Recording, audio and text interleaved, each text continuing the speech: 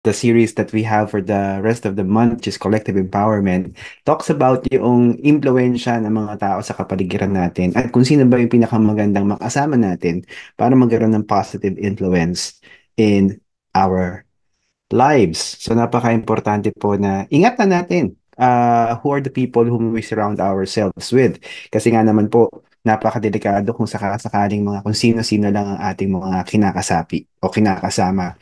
At syempre, totoo po ang sinasabi ng Biblia as iron sharpens iron, so a man sharpens another man through discussion. Pag tinignan po natin yung expanded version na ang interpretation po ng Book of Proverbs na verse na yon. So importante po kasi na kung sino man yung kasama natin, sino yung madalas nating kausap, ingatan natin kasi nagiging kawangis tayo ni ano no, nagiging kawangis natin sila o vice versa. And it's of course okay sana kung good influence sila. They will sharpen our truthfulness. They will sharpen our love, sharpen our peace.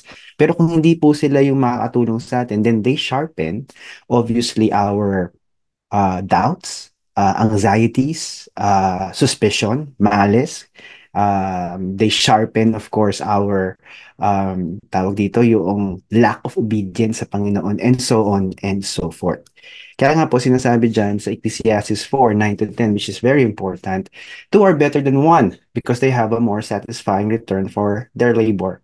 For if either of them falls, the one will lift up his companion, but woe to him who is alone when he falls and does not have another to lift him up. And may the Lord add illumination to the reading of His mighty, mighty word. Isipin po natin right now, yung mga kasama natin. Kapag tayo ba ay nadapa, inaangat ba tayo ng mga kasama natin? Kapag tayo ba ay nagkasala, tinutuwid nila tayo.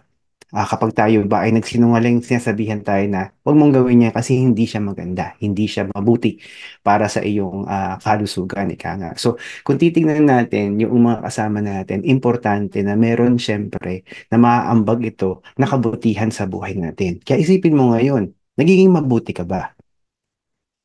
Balikan mo yung nakaraang 6 na buwan mo o 12 buwan. Nagiging matino ka ba?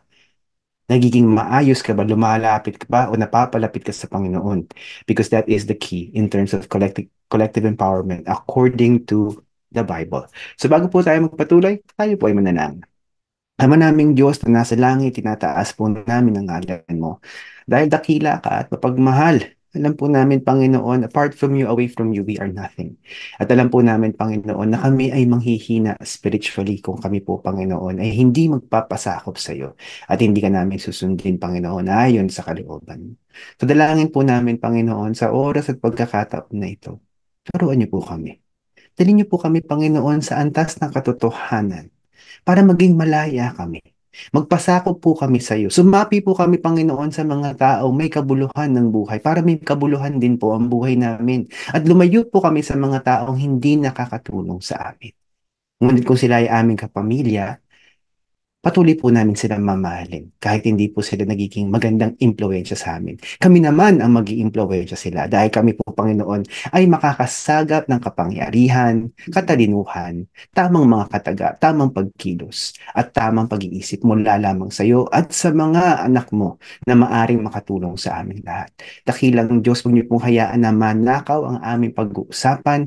Bigyan niyo po kami ng pagbabago at bigyan niyo po kami, Panginoon, ng pusong mapagkumbaba para maranasan namin kayo. Sa bawat salita mo, sa bawat Biblia na binabasa namin, yung mga Bible verses that we read, we pray that we will experience you. You be the centerpiece of this message. Ikaw ang mag-glorify at ikaw lamang. Yes, we pray in Jesus' name. Amen. Ayan. Patuloy po natin ang napaka-importanting pag-aaralan natin sa araw na ito. Huwag niyo pong kakalimutan, tanungin po natin parati ang ating sarili. Kaya nga mag-self-audit tayo, tama ba yung mga nagiging kasapi natin? Dahil importante po yan. So, tanungin po natin ang ating mga sarili today with this reflective questions or question for reflection. So, pause for a while, tanungin mo ang sarili mo, ano ba yung mga area na nahihirapan ako magpakita ng pag-ibig o agape kung ikaw ay Kristiyano na? Bakit ba ako nahihirapan magpakita ng pag-ibig? Kanino ba ako nahihirapan magpakita ng pag-ibig? Tanungin mo yung sarili mo kasi maganda po talaga na tinatanong natin ang ating sarili. At mas maganda kung meron tayong kasama na pwede nating tanungin. Sa tingin mo, bakit ba ako nahihirapan magpakita ng pag-ibig sa taong ito? Ang pinag-uusapan po natin dito pag-ibig, agape ha. Hindi po ito yung pag-ibig ng mundo na inaakala natin mahal tayo ng kapwa natin kung kinukonsinti nila tayo. Hindi po pag-ibig yun. Hindi po. Yan. Tinutulak po tayo sa kasalanan ng mga taong yun kung pababayaan lang nila tayo sa mga ginagawa nating mali. Pangalawang tanong, paano ba makakatulong ang simbahang ito? Makakatulong. Makakatulong tuloy. Makakatulong. Yan. Para ikaw ay lumago sa agape. Para sa Panginoon, para sa iba, at para sa sarili. Paano makakatulong ang SNJ sa'yo? At kung hindi ka kasapi ng SNJ pa, bukas po naming palad, wini-welcome kayo. Tutulungan po namin kayong lumago, patutong magmahal sa Panginoon, sa sarili at sa kapwa. At syempre, kung kayo po ay tinawag sa SNJ, you are more than welcome to stay in this family. Or, if you're not called for SNJ, you're just passing through, we will continue to love you and care for you until you find the church that you're supposed to be going to. Ayan. So, ibaon po natin yan. Kung maaari nga po, sa ating sariling meditation, uh, na pag nilay-nilayan natin siya. So today, pag-uusapan po natin collective empowerment through love and compassion. We'll talk about love agape is the foundation and love agape in action. Ini-emphasize ko po na agape ang pinag-uusapan natin. Unconditional love. Ito yung biblical love na ipinamalis ng Panginoong Hesus sa atin. Na namatay siya sa krus ng Kalbaryo para sa ating mga kasalanan habang tayo ay makasalanan. At kung sino man ang tatanggap sa kanya bilang Diyos at tagapagligtas, magkakaroon siya siyempre, ng karapatan na tawaging anak siya ng Diyos dahil sa adoption. And of course, kapag siya ay namatay physically, sigurado na siya ay pupunta sa kalangitan or paraiso, which is the promise of every man or woman who receives Christ as Lord and Savior and experiences yung born again experience niya. Sigurado siyang pupunta sa langit. Pero higit doon, habang naandito sa mundong ito, mababago tayo. We will be changed. Di po ba? If we receive Christ as Lord and Savior. So pag-usapan po natin yung pundasyon muna ng pag-ibig. Ayan. Sabi po rito sa John 13:34 to 35, kung kayo po ay maaring tumayo, tumayo po kayo at sabayan niyo ako sa pagbabasa ng salita ng Diyos. Sabi rito, a new command I give you, love one another as I have loved you. So you must love one another. By this, everyone will know that you are my disciples if you love one another. So ang ganda po ng sinasabi ng Panginoon dito. Sinabi niya a new command. Bakit siya naging new command? Kasi ang kanyang command ngayon, dahil naranasan ng mga disipulo, yung pag-ibig niya, love one another as I have loved you. Hindi po nito dininegate yung commandment, yung two greatest commandments ng Panginoon is number one is to love Him with all of our heart, soul, mind, and strength. And the other one is to love ourselves so that we can love others the way we love ourselves. Sinasabi ng Panginoon nito, natikman niyo ako, nakilala niyo ako, mahalin niyo ang kapwa ninyo tulad ng pagmamahal ko sa inyo. Grabe po kasi ang pag-ibig ng Panginoon. Kung titignan natin, isipin po natin na siya ay nasa langit ng mga panahon na yon bago siya nagkatawang lupa. At syempre, nasa langit siya, syempre, siya ay sinasamba ng mga anghel, siya ay komportable, tipo pa kung titignan natin, nasa pwesto siya ng kapangyarihan, ngunit sa pag-ibig niya, sa grasya at awa niya, bumaba siya sa mundong ito, nagkatawang lupa, para magkaroon tayo ng kaligtasan. Hindi lamang po kaligtasan, of course, eternal damnation o sa pag namatay tayo, yung kaluluwa natin pupunta sa dagat-dagatang apoy. Kung hindi, kaligtasan sa kasalanan.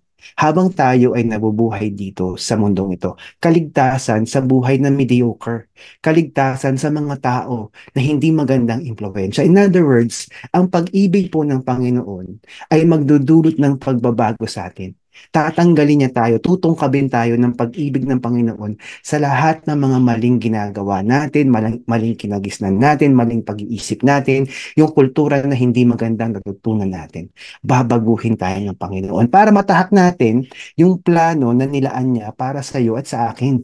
Yung predestination natin, yung nilatag niya, kaya nga po niya sinabi sa Israelites through the prophet Jeremiah, I know the plans I have for you. Plans to prosper you and not to harm you. Plans to give you a hope and a future. At syempre, ang ginawa niya pa nung inutos na ito sa kanyang mga disipulo para lalong maging strong yung testimony. Hindi mapagkakaila na ang kanyang mga disipulo, mahal siya at mahal ang kapwa nila dahil makikita ng mga tao sa kanilang kapaligiran. Ano ba ang itsura ng pag-ibig na to? Grabe po yung samahan ng mga disipulo kung titignan natin. They worship together, they pray together, they read the Old Testament together because yun po yung available na Bible during that time. They fellowship with one another, they help each other. Sabi nga po ng mga biblical scholars, kapag po bumisita si Jesus, kasama po yung kanyang 12 disciples, yung 12 disciples niya, kasama yung mga pamilya. So, in one go, maari na at least mga nasa 70 to 80 people sila. Hindi pumupunta si Christ, just one person and that's it. No. Even the families of the disciples were with them in His ministry. At grabe po yung kung titignan natin because bakit? Siyempre yung mga mag-asawa, yung mga anak ng mga disciples, na naging close sila, they bonded together and they uh, perpetuated this love na nakita ng mga tao sa kapaligiran. Kaya nga po pag binasa natin ang ano no, ang Acts 2:42, the Lord hanggang 45, and daily the Lord added to their number those who were being saved. Kasi iba nga po yung pinapakita nitong mga taong to.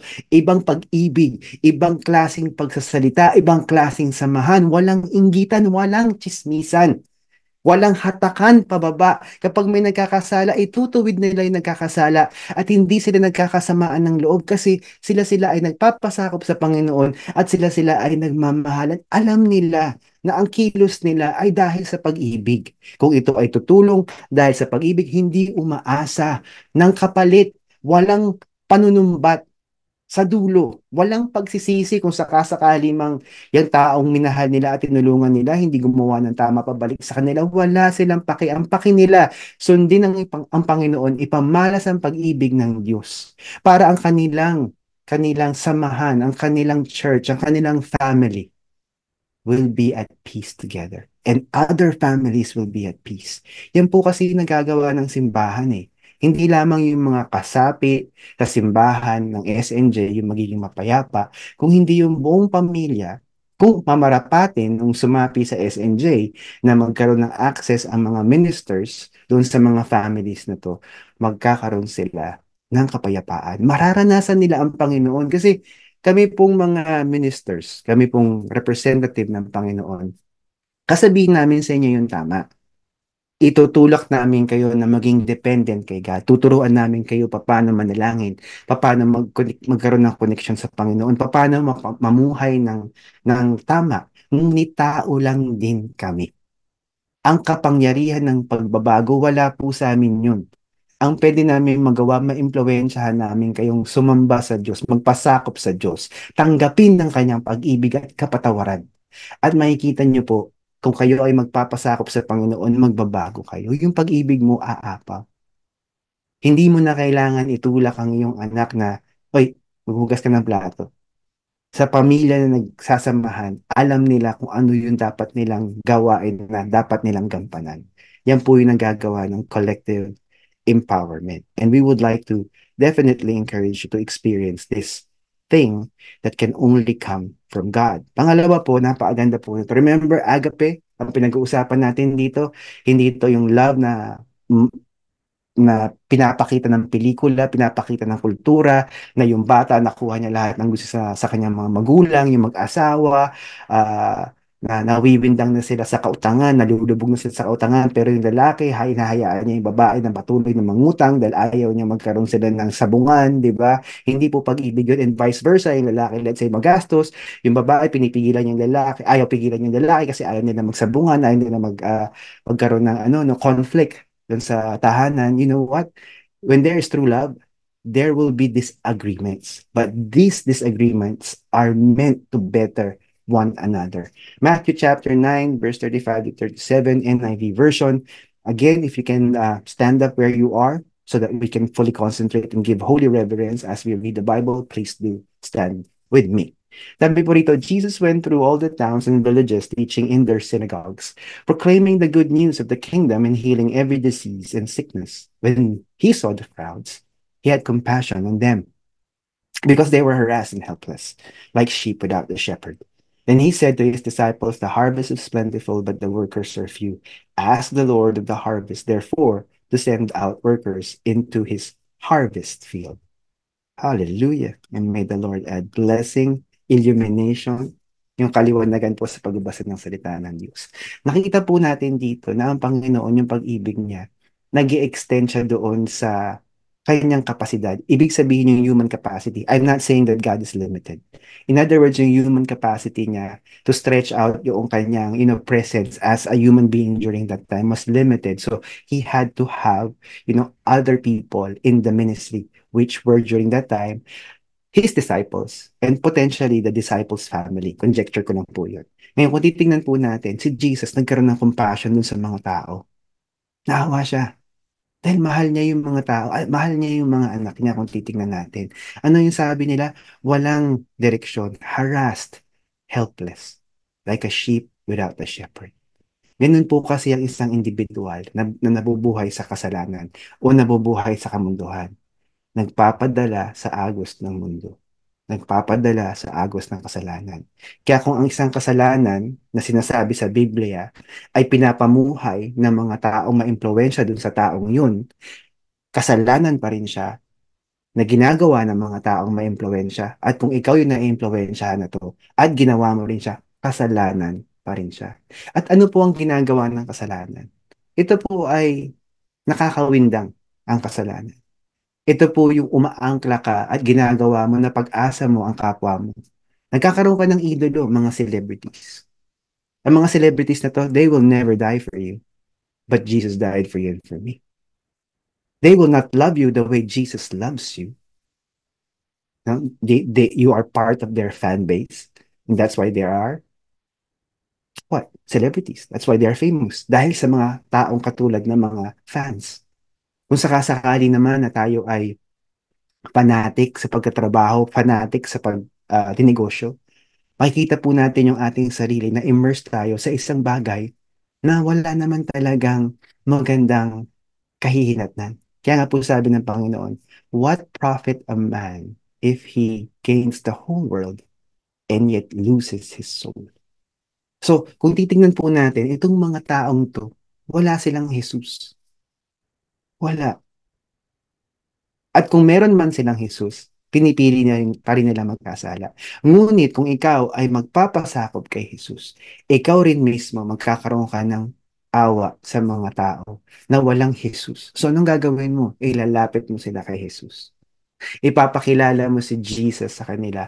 Dadalhin mo sila doon sa posisyon na maari nilang tanggapin si Jesus as Lord and Savior and to bring them to the church. And you yourself will be their shepherd. Not the chief shepherd, of course, who is Christ, but you become their shepherd. You become their spiritual parent.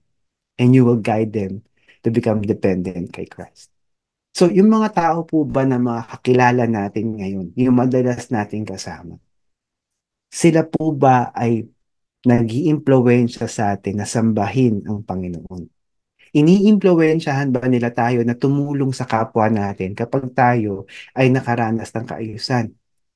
Tinutulungan ba tayo ng mga kapwa natin na ito, itong mga kasama nating madalas, na gumawa ng tama sa kanilang pamilya? Huwag magsinungaling. Huwag mang, huwag, huwag maging mapagsamantala kung titingnan natin.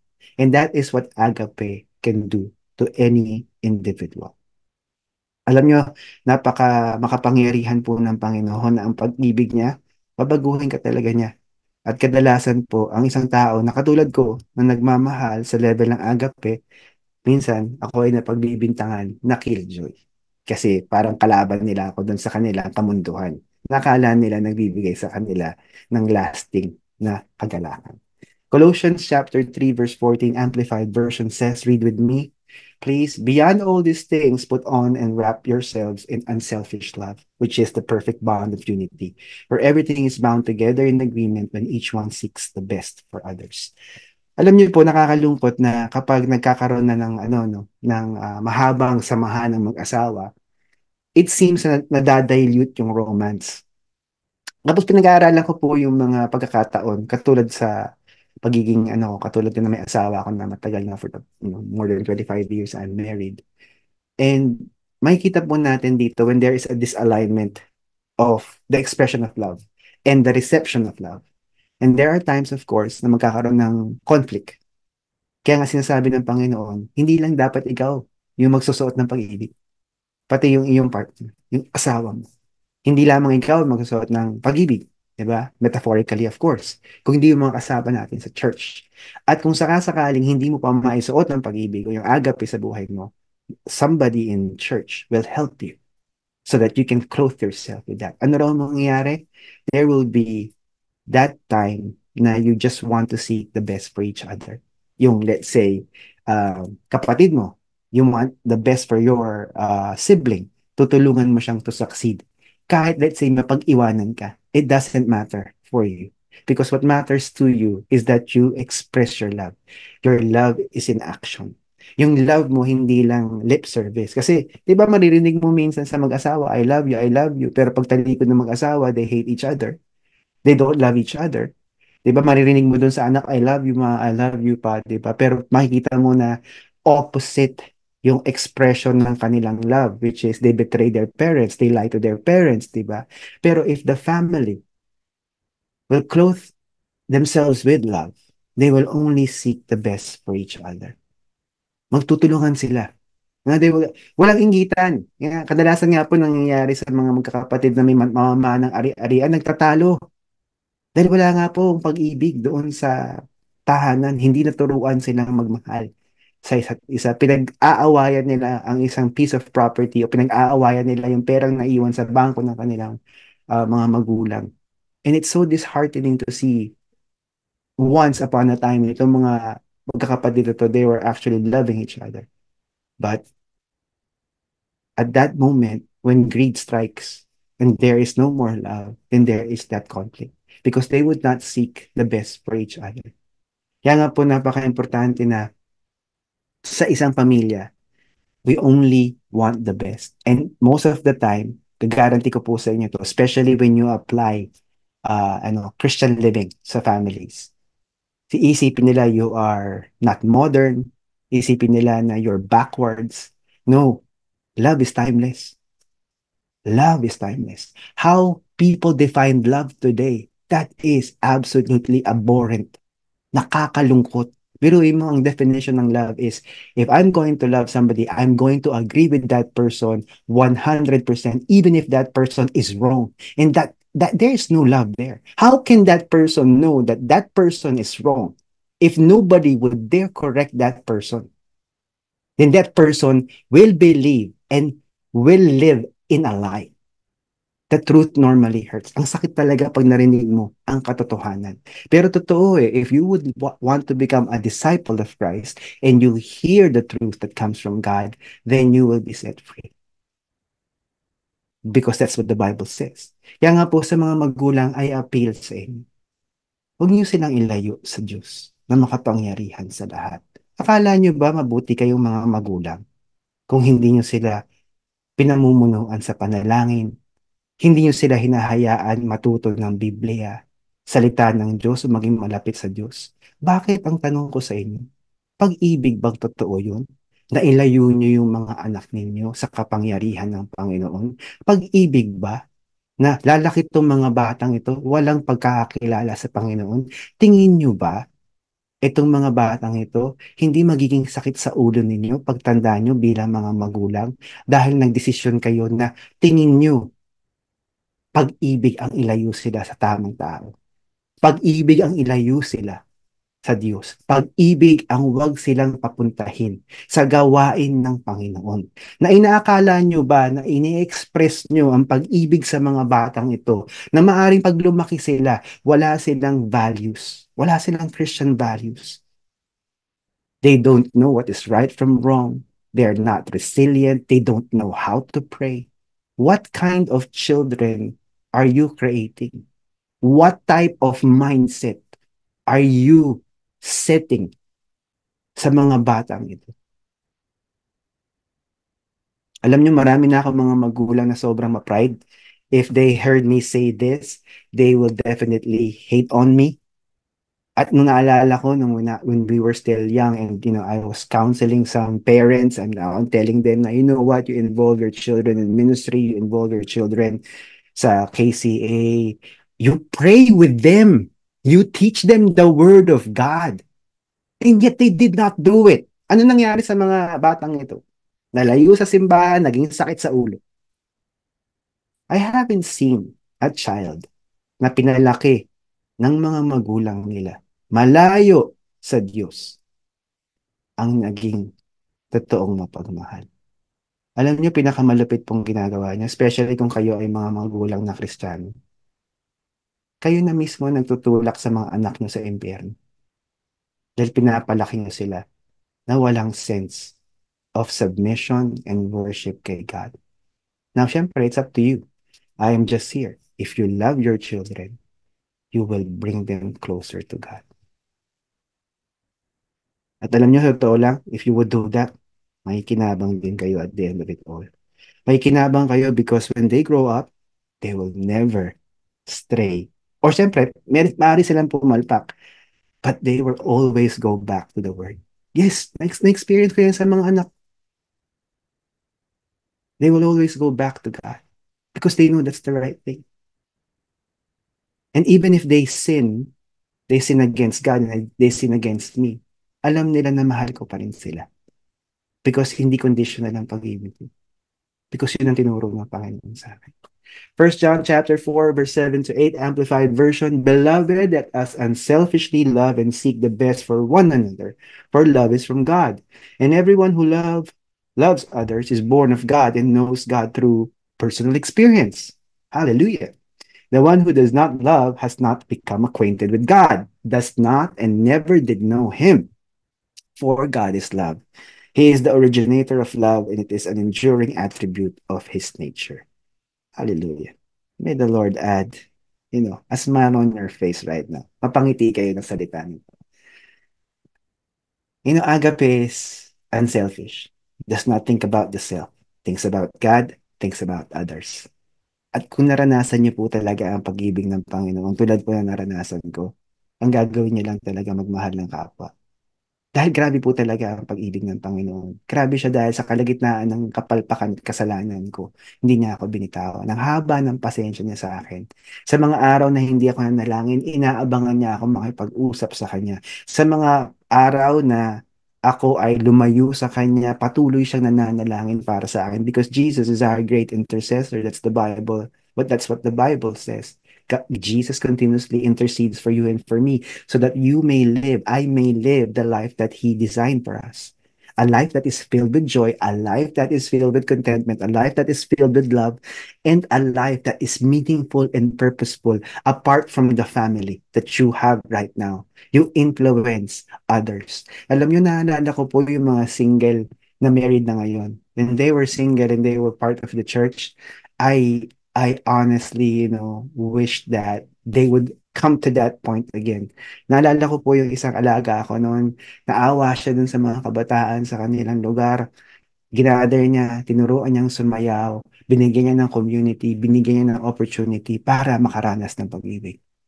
And that is what unselfishness is. At that snapshot in time, yung panahon na yun, sa taong ito, that person learned to have compassion for others and emanates from love because at that time, this person was deeply in love with God. And that is one of the things that Satan steals. Nanakawin niya kasi yung joy ng salvation ng isang taong na-save para maging makamundo at maging trap sa kamunduhan. And even now, naniniwala ako na yung mga tao na pinili ang mundo, wala talaga silang totoong nararanasang purpose or meaning sa kanilang buhay. Hallelujah. Grabe talaga ang Panginoon. Just continue to love God. Yun ang sabihin mo sa katabi mo, God loves you. Sabi mo sa sarili mo, I am loved by God. Hallelujah. Huwag niyo pong kakalimutan, sabi sa Psalm 23 verse 1 Amplified Version, sabi po dyan, the Lord is my shepherd to feed, to guide, and to shield me. I shall not want. That's how God loves us so much. So huwag niyo pong kakalimutan, hindi coincidence na you are with us right now, either streaming, nasa daughter churches ng SNJ o nasa Zoom call right now. And if you are viewing this on demand, hindi coincidence to.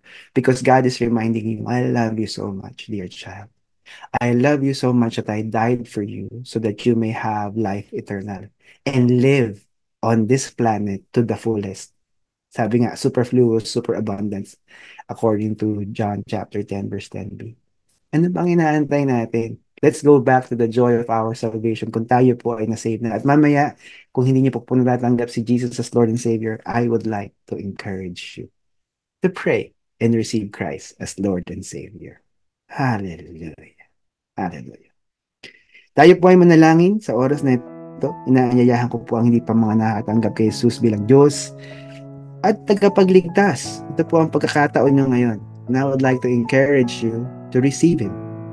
Yes, to receive Jesus as Lord and as Savior.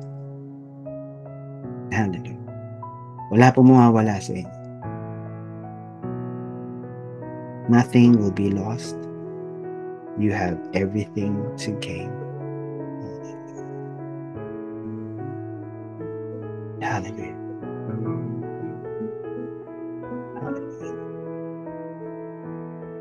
First step na kailangan mong gawin is to ask forgiveness sa lahat ng kasalanang naalala mo. That's the first and most difficult step. Aminin sa sarili na tayo ay makasalanan at hilingin na pagpalain tayo ng Panginoon ng grasya para maamin natin sa ating sarili na kailangan natin siya. Step number 2 is to thank Jesus because He is our Savior and He is our Lord. Hallelujah. And the last step, you have to repeat after me this prayer. Kailangan mong i-verbalize to because the Bible says in the book of Romans that if you believe that Jesus died and was raised from the dead on the third day and confess with your mouth that He is Lord, you will be saved. Paraphrased. So ulitin mo itong panalangin. Jesus, please be my Lord. Please be my Savior. Come into my life. I need you. Let me experience your love right now. Let me experience your healing right now. Amen. Amen. Pwede ka nang dumilat panandalian. Kung ikaw ay nanalangin mula sa puso, magbabago ka because that is what the Bible says. If you truly receive Jesus as Lord and Savior, ang mangyayari sa iyo, you will be transformed. Kung dating palamura ka, hindi ka na makapagmura. Kung ikaw ay mahilig magsinungaling, hindi ka na makapagsinungaling. Because that is the result of genuine salvation. There will be transformation. Sa mga kapatiran ko, nais ko po kayong panalangin. Kung nais nyo na ipanalangin ko kayo. Just agree with God and let Him come to you right. Panginoon, inihiling ko po, pakibisita niyo po ang lahat ng mga kapatiran na nangangailangan ng pag-ibig mo, mga naligaw na mga kapatiran. Mga kapatiran, Panginoon, na nakaranas ng kapangyarihan mo, ngunit nakalimutan ang pag-ibig mo sa kanila. Nakaranas ng pagpapala, ngunit tinalikuran kanila at pinili nila ang kamunduhan. Mga anak mo na once upon a time, naranasan nila, ang sarap sumamba, ang sarap manilbihan sa iyo, ang sarap mag-ministry, ang sarap sa presensya mo. Lord, ang hiling ko po, maaari niyo po bang iparanas sa kanila ngayon yun, kahit panandalian sa panalangin ito? Ang sarap na ito ay hindi emosyon lamang. Ang sarap nito ay dahil sa fellowship with you. It is you who gives us joy.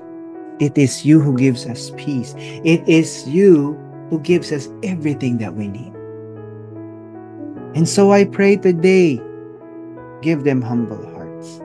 Wherever they are, anong bansa, Panginoon, they are residing, kung nasaan lugar sila sa kanilang kwarto right now, if they're not uh, attending the daughter churches that we have, or if they are, Lord God, in their living areas, wherever they are, walking maybe, listening in, I don't know. But let them experience your love, your agape, soothing, calming, problem-solving form of love, transforming, renewing, energizing form of love. Hallelujah. I pray, Panginoon, sa mga kapatiran at mga kaibigan namin na matigas, mayabang, pakidurog niyo po ang kanilang kayabangan. Pakidurog niyo po, Panginoon, ang kanilang pusong bato. At pakipalitan niyo po ng totoong puso na tumitibok para sa iyo. Let your healing and let your deliverance come upon those today who would want to receive it in the mighty name of Jesus. And I pray, Lord God, that they will never forget this day that you made yourself known to them because you are always more than enough. This we pray in Jesus' name. Amen. Amen. Hallelujah. Ayan, maraming salamat po for joining us today, and I hope that you were able to experience God in a very personal and powerful way. We do hope that you continuously support our social media platforms by sharing our content to others. And we pray, of course, if you have been, the person who received Jesus Christ as Lord and Savior, we would like to hear from you. Pa-comment lang po doon sa comment box, or if the person who invited you over Zoom, or if you watch this on demand, please contact that person. We would like to hear from you kung kayo po ay nakaranas ng born again experience through this platform. And of course, mga kapatiran, God loves you and there is no condition for your return. If you would return to Him, you know, you will experience Him like before. You will go back to the joy of your salvation.